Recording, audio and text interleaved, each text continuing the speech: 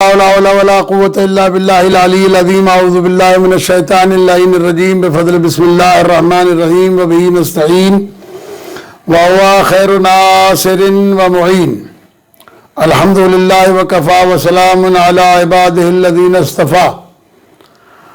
أما بعد فقد قال الله سبحانه وتعالى في محكم كتابه الكريم. بسم الله الرحمن الرحيم. فلولا نفر من كل فرقة منهم طائفة ليتفقهوا في الدين ولينذروا قومهم إذا رجعوا إليهم لعلهم يحذرون. صدق اللہ مولانا العلی العظیم. سورہ مبارک توبہ کی 122 نمبر کی آیت ہماری آج یہ تیسری نشست ہے. تمام سامعین گرامی قدر کو سلام علیکم ورحمۃ اللہ وبرکاتہ. ہم نے اس سلسلے میں قرآن مجید کی تفسیر کرتے ہوئے جو باتیں آپ کے سامنے پیش کی ہیں اس کو صرف ایک دفعہ چند نکات آپ کے سامنے دوبارہ سے دہرا دیے جائیں تاکہ بات کو آگے بڑھانے میں آسانی ہو. اور وہ یہ کہ قرآن مجید مکمل کتاب ہے. قرآن مجید میں کسی قسم کا شک و شبہ نہیں ہے، اور جسے قرآن مجید حوالے کیا گیا ہے وہ رسول بھی بے عیب ہے، اور اللہ تبارک و تعالیٰ نے اس کو معلم کتاب بنا کر بھیجا ہے اس طریقے سے کہ قرآن مجید میں اللہ تبارک و تعالیٰ نے اپنے رسول کے لیے کہا کہ وَعَلَّمَكَ مَا لَمْ تَكُنْ تَعْلَمْ، تجھے وہ سب کچھ ہم نے پڑھا دیا جسے تو نہیں جانتا تھا. اور رسول اسلام کے لیے کہا وَيُعَلِّمُكُمْ مَا لَمْ تَكُونُوا تَعْلَمُونَ، اور وہ تمہیں وہ سب کچھ پڑھائے گا جسے تم نہیں جانتے تھے. لہذا قرآن مجید علم کی کتاب ہے. قرآن مجید رسول اسلام کی طرف آیا ہے. قرآن مجید کو رسول اسلام نے سمجھایا ہے، اور قرآن مجید رسول اسلام کے بعد وہ لوگ سمجھائیں گے جن تک پہنچے گا وَمَنْ بَلَغَ. ان تمام باتوں کو سمجھ لینے کے بعد اب قرآن مجید فرقان حمید کی روشنی میں جو ایک آفاقی کتاب ہے جو اپنی جامعیت میں اور اپنی آفاقیت میں کائنات کی تمام کتابوں سے ممتاز ہے. اللہ نے اپنے رسول کو وہ کتاب دے کر بھیجا کہ جس جیسی کائنات میں کوئی کتاب نہیں. تو یہ بات سامنے آ جائے گی، بالکل واضح ہو جائے گی. جس طریقے سے کتاب کے جیسی کائنات میں کوئی کتاب نہیں، اسی طریقے سے معلم کتاب جیسا کوئی کائنات میں معلم نہیں. نہ اس کا برابری کوئی کر سکتا ہے اور نہ اس کی برابری کوئی کر سکتا ہے. اور عزیزان گرامی، اللہ نے اپنے رسول کو محفوظ کیا ہے عن الخطا، تمام خطاؤں سے. اس میں کہا گیا کہ ما ضل صاحبکم وما غوا، تمہارا صاحب نہ گمراہ ہوا ہے نہ بہکا ہے.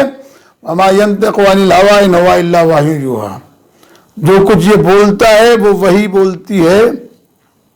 لہذا اس قرآن مجید کو سمجھنے کے لیے، اس فرقان حمید کو سمجھنے کے لیے اپنے ذہن کو پاک و پاکیزہ بنائیں، تزکیہ نفس کریں، غور کریں. یہ مہینہ غور و فکر کرنے کا ہے. خداوند کریم ہمیں یہ صلاحیت عطا کرے کہ ہم قرآن مجید کے احکامات کو سمجھنے کی کوشش کریں.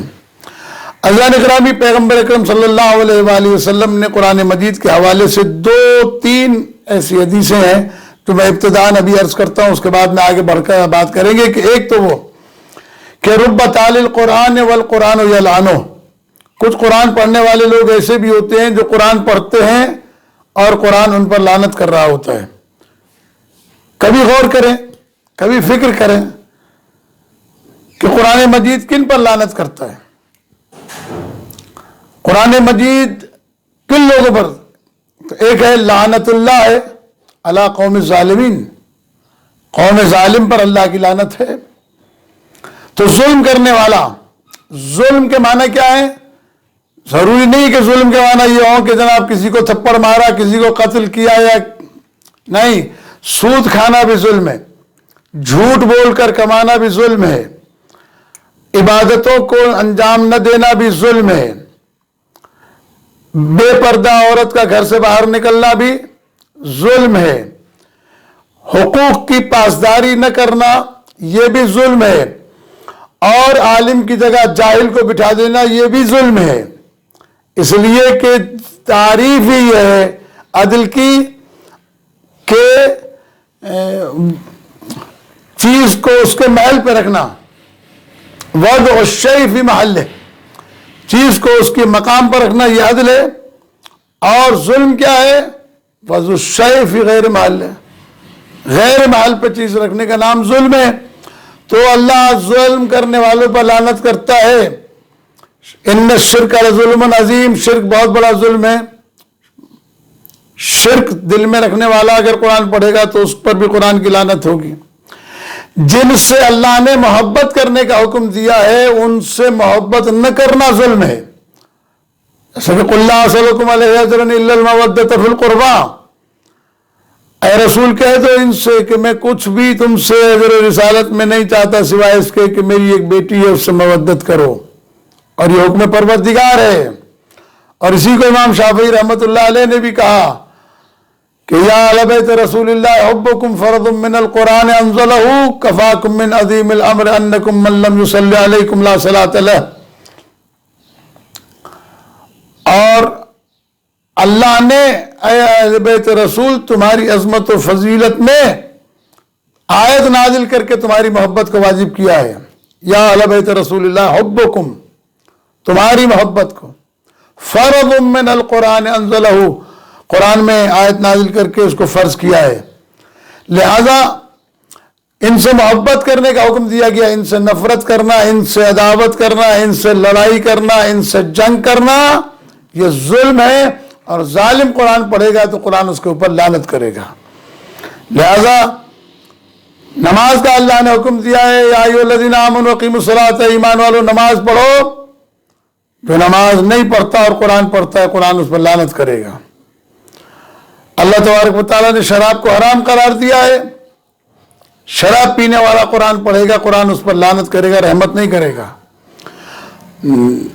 اسی طریقے سے یہ باتیں اگر آپ واضح طور کے اوپر کریں کہ بھئی اللہ تبارک و تعالیٰ نے کہا ان اللہ و ملائکتہ یصلون علی النبی یا ایھا الذین آمنوا صلوا علیہ وسلموا تسلیما، اے ایمان والو درود پڑھو محمد و آل محمد علیہ السلام پر۔ اب جو اللہم صلی علی محمد پڑھ رہا ہے وہ آل محمد نہیں پڑھ رہا، یہ ظالم ہے، اور ظلم کرنے والے جب بھی قرآن پڑھے گا اس کے اوپر قرآن لعنت کرے گا، اس لیے کہ اللہ نے ظالموں پر قرآن مجید میں لعنت قرار دی ہے۔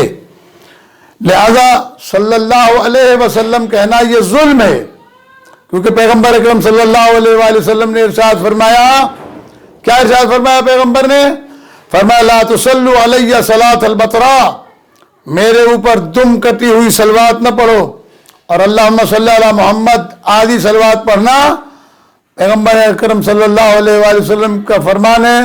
مشکوٰۃ شریف میں اور دیگر کتب میں بھی آپ دیکھ سکتے ہیں کہ آدھے درود پڑھنے والے کا درود جو ہے وہ گناہ میں شامل ہے، ثواب میں شامل نہیں ہے۔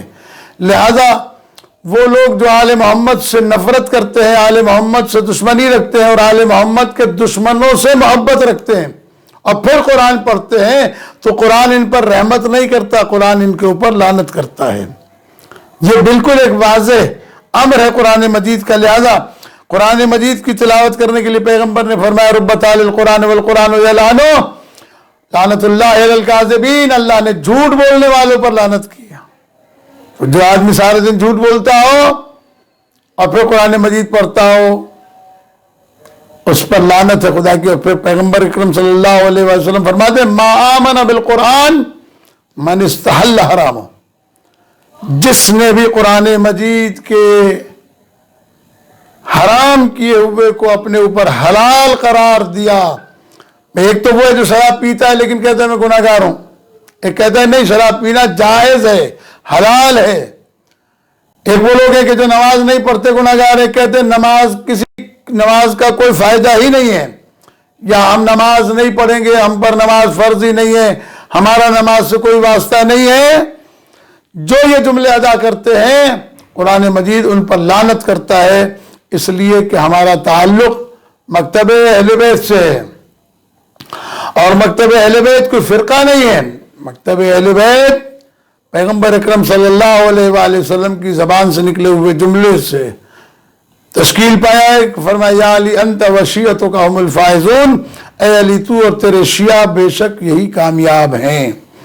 عزیزان گرامی، اس چیز کو اگر آپ نے سمجھ لیا تو اب میں آپ کے سامنے جو بات کرنے جا رہا ہوں اس کو آپ اچھی طریقے سے سمجھ لیجئے کہ یہ اللہ تبارک و تعالیٰ کی جو کتاب جس کی تفسیر ہم کر رہے ہیں، جسے ہم بیان کر رہے ہیں، अल्लाह तबारक व तआला ने कहा इन्नहु लकुरआनुन करीम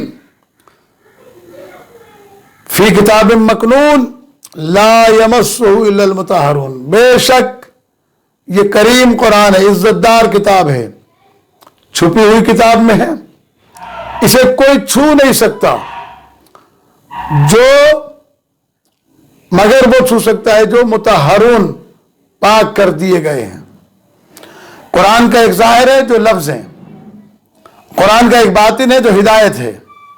लफ्जों को तो सब छू सकते हैं, लेकिन कुरान मजीद से हिदायत वही करेंगे, पाएंगे जिनका अंदर पाक होगा, जिनके अंदर तहारत मौजूद होगी। इस चीज को खास तौर के ऊपर ज़हन नशीं रखें। बहुत सारे लोग हैं, हम कौम व कबीले में तकसीम हैं, हम लिसानियात में तकसीम हैं, हम इलाकों में, ये पंजाबी, ये महाजिर, ये बलोच, ये पठान, ये सिंधी, ये अरबी, ये ईरानी, ये फलानी, ये गिलगिती, ये बल्तिस्तानी, ये सिंधी, ये बलोची, ये पख्तून। मुसलमान का इन इलाकों से कोई ताल्लुक नहीं, इन जबानों से कोई ताल्लुक नहीं, इसलिए कि इन्न अक्रमकुम इंदल्लाहि अत्काकुम, अगर अल्लाह के नजदीक इज्जतदार बनना है तो तकवा अख्तियार करो, कौम व कबीले पर फख्र न करो। कौम व कबीले सब यही रह जाएंगे। क़यामत के दिन हर इंसान अपने ईमान के साथ उठेगा, या बेईमान उठेगा, या साहिब तकवा उठेगा, या गुनाहगार उठेगा। वहां ये नहीं बुलाया जाएगा कि जी बलोच आ जाएं और पंजाबी आ जाएं और सिंधी आ जाएं और महाजिर आ जाएं और उर्दू स्पीकिंग आ जाए और बलोची स्पीकिंग आ जाए, न न। इसलिए कुरान मजीद की इस आयत को समझ लीजिए, इन्नहु लकुरआनुन करीम, ये इज्जत वाला कुरान फी किताबिम मकनून, छुपी हुई किताब में महफूज है, ला यमस्सुहु इल्लल मुतहहरून, इसे छू नहीं सकता मगर वो जो जिसे पाक कर दिया गया हो। जब तक, इसीलिए पैगंबर की जिम्मेदारी व युज़क्कीहिम, कुरान मजीद की तिलावत और तज़किया नफ्स के बाद व युअल्लिमुहुमुल किताब वल हिकमा है। किताब व हिकमत की तालीम बाद में है, पहले युज़क्कीहिम है। ये युज़क्कीहिम का माना यही, हर जगह पर युज़क्कीहिम का लफ्ज इस्तेमाल किया, तज़किया नफ्स का लफ्ज इस्तेमाल किया, कामयाब भी वही है। क़द अफ़लह मन तज़क्का व ज़करा इस्म रब्बिही फसल्ला, जिसने अपने नफ्स को पाक किया वही कामयाब है। लिहाजा जिसके नफ्स में तहारत होगी वो इसे छू सकेगा। और ये पैगंबर अकरम सल्लल्लाहु अलैहि वसल्लम ने जो इरशाद फरमाया, क्या खूबसूरत बात कही आपने कि कुरान मजीद वो है जिसे पाक होने के अलावा कोई आदमी हिदायत नहीं पा सकता। इसी तरीके से जिसका नसब हलाली नहीं है वो अली से मोहब्बत नहीं कर सकता, इसलिए कि अली और कुरान साथ है। अल कुरान मा अलीन वाली माल कुरान, कुरान अली के साथ है, अली कुरान के साथ है। जिसके नफ्स में निजासत हो न कुरान से हिदायत ले सकता है, जिसकी विलादत में निजासत हो वो अली से मोहब्बत नहीं कर सकता है। इन दोनों का वजन बराबर रखा है परवरदिगार आलम ने। अज़ीज़ान गिरामी, ये कुरान मजीद जिसको समझने के लिए इंसान को अपने नफ्स के अंदर तहारत पैदा करनी पड़ेगी। मौजूदा दौर में जो हमारे अंदर सूरत हाल पैदा हुई है, इस वक्त जो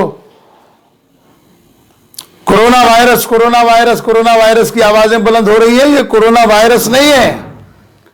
ज़हरल फसाद फिल बर्र वल बहर बिमा कसबत ऐदिन नास, ये जो खुशकी तरी में जो इस वक्त फसाद है, तकलीफ है, ये पूरी दुनिया के अंदर तकलीफ है। ये किस लिए है? बिमा कसबत ऐदिन नास, ये लोगों की अपनी हाथों की लगाई हुई है, लोगों ने अपने हाथों से की हुई है ये बात। मैं इसको चीजों को अच्छी तरीके से समझ लीजिए। और अब मैं आगे बढ़कर मौलाए कायनात का एक फरमान आपके सामने पेश करता हूं। मौला इरशाद फरमाते हैं, इन्नल्लाह ताला अंज़ल किताबन हादियन बय्यना फीहिल खैर व शर, बेशक अल्लाह ताला ने किताब को हादी बनाकर नाजिल किया है और इसके अंदर खैर और शर को खोल खोल कर बयान कर दिया है। खैर और शर का मतलब क्या है? खैर का मतलब आप समझते हैं अच्छाइयां, शर का मतलब आप समझते हैं बुराइयां। खैर और शर को खोल खोल कर अल्लाह ने अच्छाई और बुराई को खोल खोल कर बयान किया है। فخذوا نهج الخیر تهتدوا، تو قرآن مجید میں جتنی خیر کی باتیں ہیں انہیں لو، ان پر عمل کرو تاکہ ہدایت یافتہ بن جاؤ۔ وَاصْدِفُوا عَنْ سَمْتِ الشَّرِّ، اور شر سے، برائی سے اپنے آپ کو دور رکھو، تقصدوا، تاکہ اپنے آپ کو بچا سکو، محفوظ کر سکو۔ اس میں انشاءاللہ ہم وضاحت کریں گے بعد میں۔ مولا کائنات علی ابن ابی طالب علیہ السلام نے قرآن مجید کے سلسلے میں جتنی احادیث ارشاد فرمائی ہیں ان تمام چیزوں کو یاد رکھیے کہ امام علیہ السلام ارشاد فرماتے ہیں کہ ان اللہ تبارک و تعالی طہرنا، اللہ تبارک و تعالی نے ہمیں پاک بنایا ہے۔ انما یرید اللہ لیذهب عنکم الرجس اہل البیت ویطہرکم تطہیرا، وَأَسَّمَنَا، اور ہمیں معصوم بنایا ہے، ہمیں گناہوں سے محفوظ رکھا ہے۔ وَجَعَلَنَا شُهَدَاءَ عَلَى النَّاسِ، اور ہمیں انسانوں پر گواہ بنا کر بھیجا ہے۔ وَشُهَدَاءَ عَلَى خَلْقِهِ، اپنی خلق پر اللہ نے ہمیں گواہ بنایا ہے۔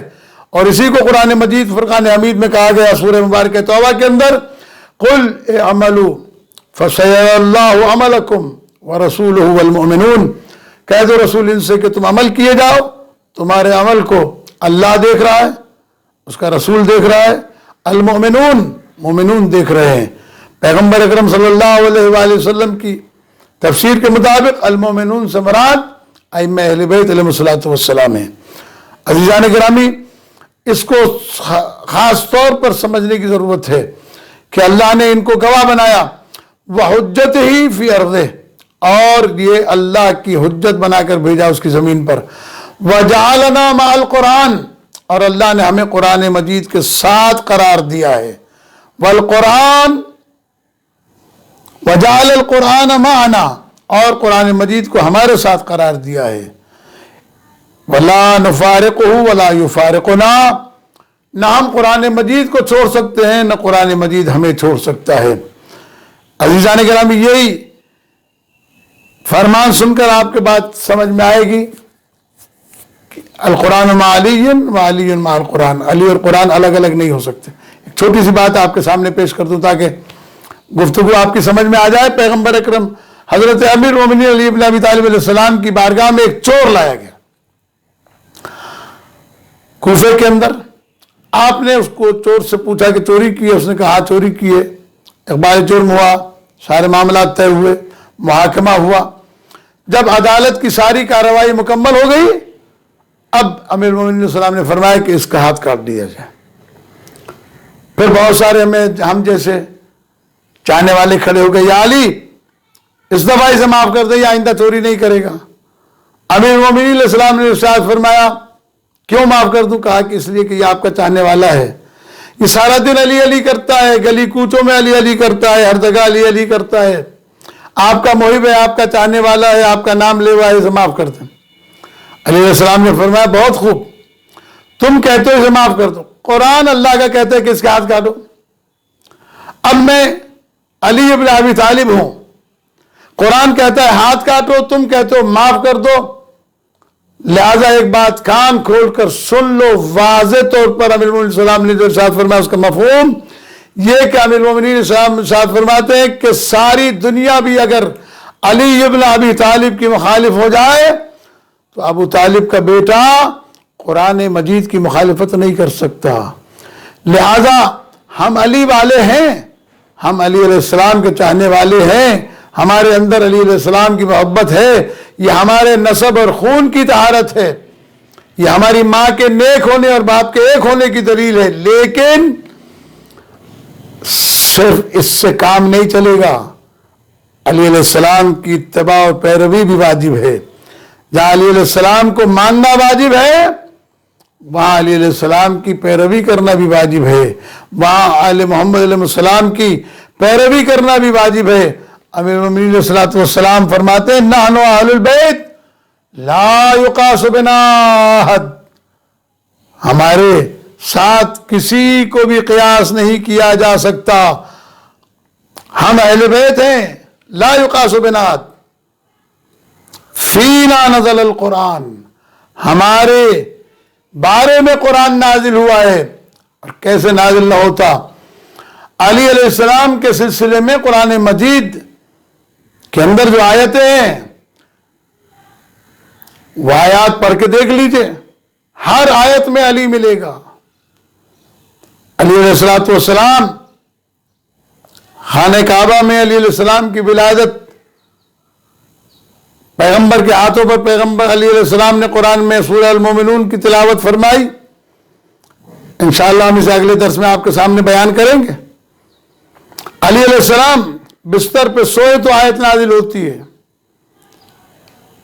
میدان جنگ میں جائیں اور جم کر لڑیں تو آیت نازل ہوتی ہیں، زکوٰۃ دیں آیت نازل ہوتی ہے، مسجد میں انگوٹھی حالت رکوع میں دیں آیت نازل ہوتی ہے، پیغمبر کی نصرت فرمائے آیت نازل ہوتی ہے۔ عزیزان گرامی، علی واحد شخصیت ہے کائنات میں پیغمبر اکرم صلی اللہ علیہ وآلہ وسلم کے بعد جو شرف ڈھونڈنے نہیں جاتا، شرف ڈھونڈتے ہوئے علی کے دروازے پہ آتے ہیں تاکہ ہمیں شرف مل جائے۔ اس چیز کو بالکل واضح طور کے اوپر میں انشاءاللہ کل آپ کی خدمت میں عرض کروں گا۔ السلام علیکم ورحمۃ اللہ وبرکاتہ۔